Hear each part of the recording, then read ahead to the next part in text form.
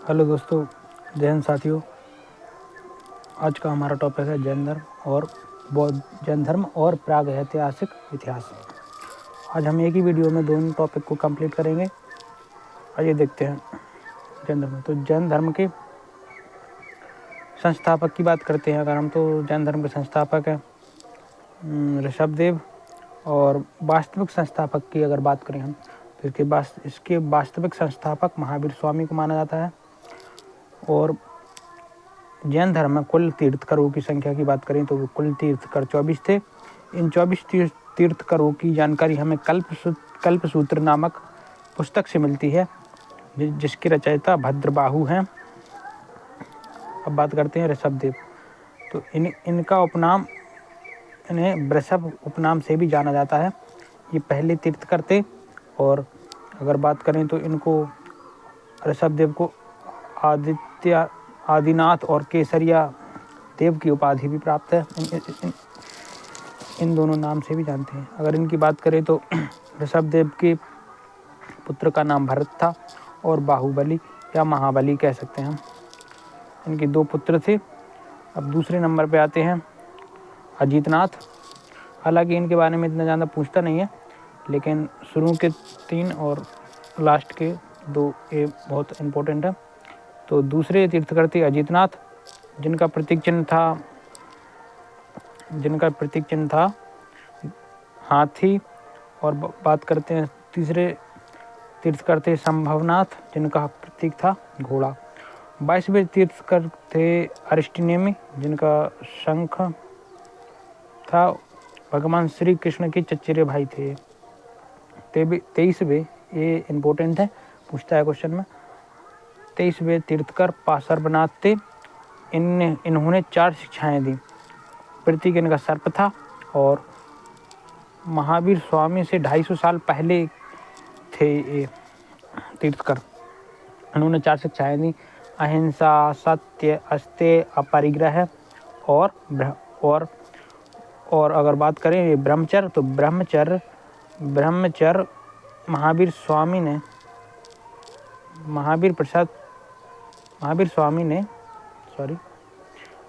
स्वामी द्वारा जोड़ा गया। महावीर स्वामी की अगर हम प्रतीक चिन्ह की बात करें तो इनका प्रतीक चिन्ह था सिंह, शेर था। अब इनके जन्म को लेकर 2 डाउट हैं। कई बुक में ये भी मिलता है 540 BC और 468 BC भी मिलता है, लेकिन कल्पसूत्र जो पुस्तक है उसमें इनका जन्म 599 BC मिलता है और मृत्यु 527 BC। तो आपको ऑप्शन देख के टिक करना है। और इनका जन्म वैशाली में हुआ था। वैशाली में हुआ था महावीर स्वामी का जन्म। इनके पिता का नाम सिद्धार्थ था, एक ज्ञात्रक कुल के थे। इस बाकु वंश से इनका संबंध था। इनकी माता त्रिशला थी, चेटक शासक लिच्छवी की बहन। और इनके भाई का नाम नदीवर्धन था। इनकी पत्नी का नाम यशोदा था।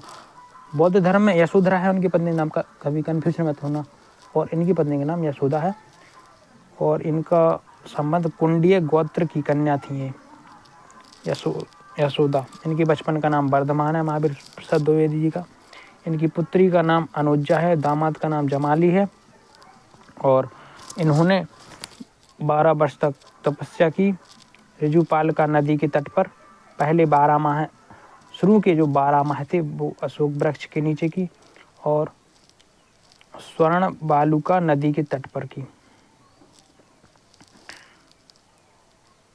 इनकी अन्य नाम, इनके निर्ग्रंथ, जिन, कैबलिन कहकर भी इनको बुलाते हैं। निर्ग्रंथ का मतलब होता है बंधनों से मुक्त, और जिन माने खुद को जीत लिया हो जिसने, यानी अपनी इंद्रियों को जीत लिया हो। और कैबलिन का अर्थ होता है आत्मा और शरीर के बीच का अंतर। अब बात करते हैं जैन भिक्षुणी संघ की स्थापना। जैसे हमने गौतम बुद्ध में पढ़ा था, जैन भिक्षुणी संघ की स्थापना वैशाली में हुई थी, ऐसे ही यहाँ पर जैन भिक्षुणी संघ की स्थापना चंदना की अध्यक्षता में होती है। जैन धर्म का प्रचार प्रसार चंद्रगुप्त मौर्य ने किया। जैसे बौद्ध धर्म का प्रचार प्रसार अशोक ने किया था, उसी प्रकार जैन धर्म का प्रचार प्रसार चंद्रगुप्त मौर्य ने किया था। अब बात करते हैं तो अकाल के समय, जब अकाल पड़ा राज्य में, तब उत्तर के लोग थे जो वो दक्षिण की तरफ चले गए। तो जो लोग दक्षिण की तरफ चले गए उनको दिगंबर कहते हैं, मतलब जो वस्त्र धारण नहीं करते, वो नग्न अवस्था में रहते हैं। और उत्तर में लोग जो नहीं गए थे, वहीं रुके थे अकाल के समय भी, उनको श्वेतांबर बोलते हैं। वो सफ़ेद कपड़े पहनते हैं। इनके अध्यक्ष स्थूलभद्र हैं और इनके दिगंबर भद्रबाहु होते हैं। अब बात करते हैं चंद्रगुप्त मौर्य की। तो चंद्रगुप्त मौर्य ने संलेखना व्रत रख कर अकाल के समय पूरा किया था। तो इनके गुरु ने इन्हें बताया था कि तुम्हें अपने प्राण त्यागने पड़ेंगे बिना कुछ खाए पिए, संलेखना व्रत के कारण। तो इन्होंने बिना कुछ खाए संलेखना व्रत रखा कि इसके कारण तुम्हारे राज्य का अकाल समाप्त हो जाएगा। तो श्रावण बेलगोला में, कर्नाटक में पड़ता है, वहाँ चंद्रगिरी की पहाड़ियों पर इनकी मृत्यु हो जाती है। ठीक है। अब बात करते हैं स्वस्थिन नामक व्यक्ति ने, जो लोग उत्तर से दक्षिण चले गए थे, उनको वापस बुलाने के लिए प्रचार प्रसार किया कि भाई दक्षिण में नहीं, अपने उत्तर में चलो, अपने राज्य में बुलाने के लिए। बात करते हैं इनके समय संगीति कितनी हुई। तो स्थूलभद्र की अध्यक्षता में पहली संगीति होती है जो 300 AD में ईसा पूर्व जो है पाटलिपुत्र में होती है। ठीक है, पाटलिपुत्र में होती है।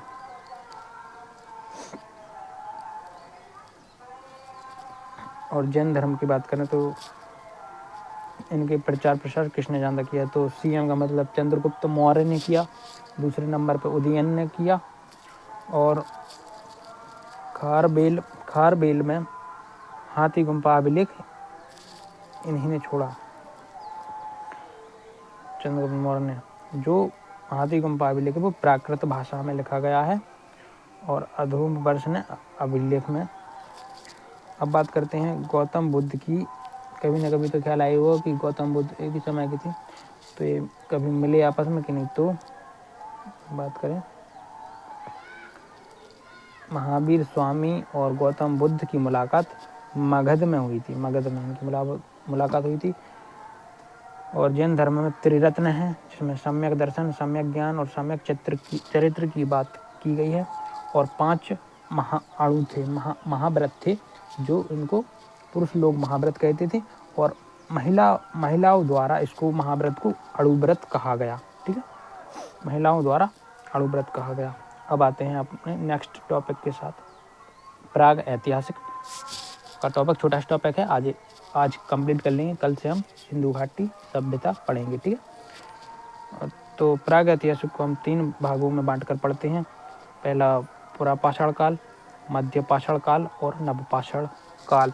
इसी को हम द प्री हिस्टोरिक पीरियड के नाम से भी जानते हैं। ठीक है, अब बात करते हैं पुरापाषाण काल का अध्ययन किसने किया था। तो पुरापाषाण काल का अध्ययन रॉबर्ट ब्रूस फुट द्वारा की गई 1863 में किया गया। रॉबर्ट ब्रूस फुट, आप इसको ऐसे भी याद रख सकते हैं, बिस्कुट के नाम से भी याद रख सकते हैं, अगर याद रखने में थोड़ी दिक्कत होती है तो बात करते हैं पुरापाषाण काल में हमें क्या क्या चीज़ें मिली थी। तो पुरापाषाण काल में हमें जो प्रजाति थी, मानव प्रजाति, उसको पत्थर का प्रयोग हो चुका था।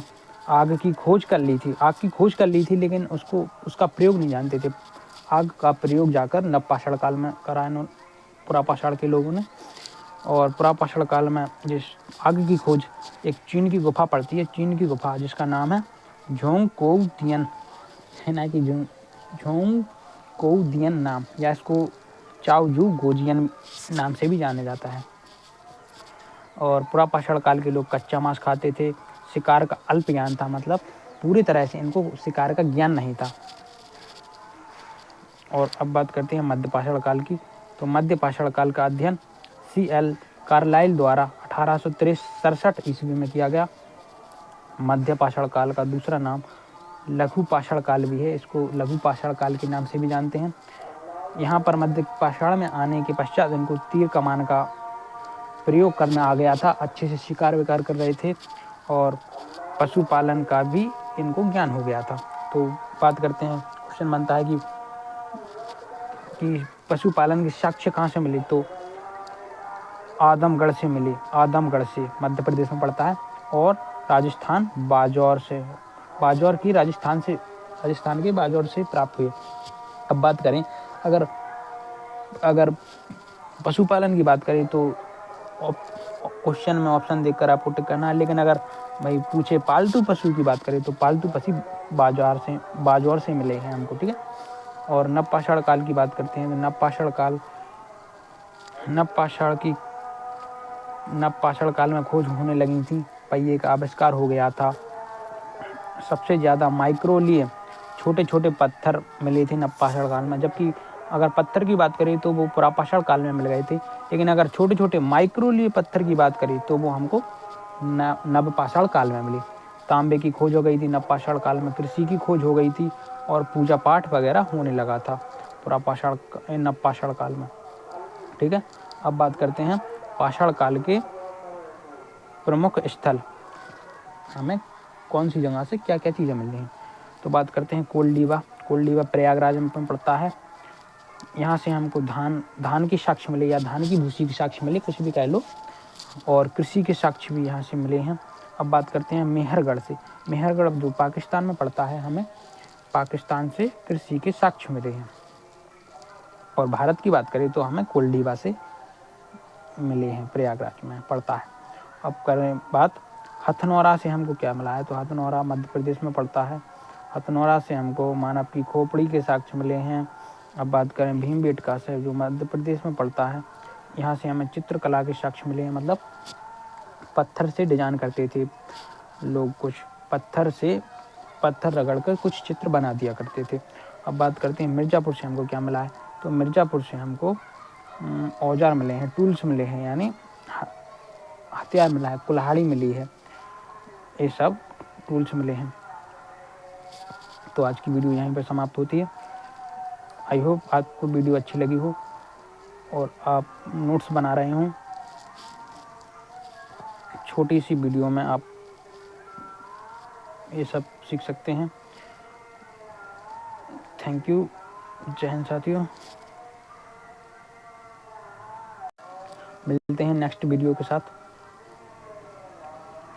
वीडियो अच्छी लगी हो तो लाइक करें, चैनल को सब्सक्राइब करें।